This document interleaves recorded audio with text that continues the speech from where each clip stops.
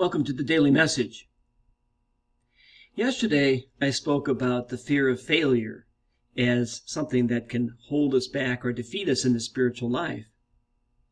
Today, I want to talk about how fear of success can also be something that holds us back.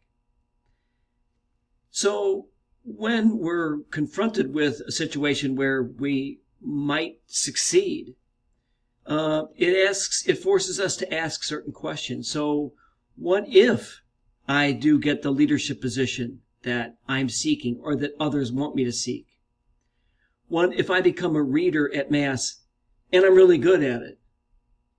What if I decide to volunteer at the local retirement community and I love it?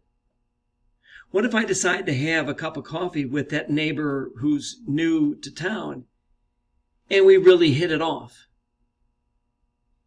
Fear of success can hold us back because we become afraid that when we succeed, there will be more demands on our time, on our talent, and on our energies.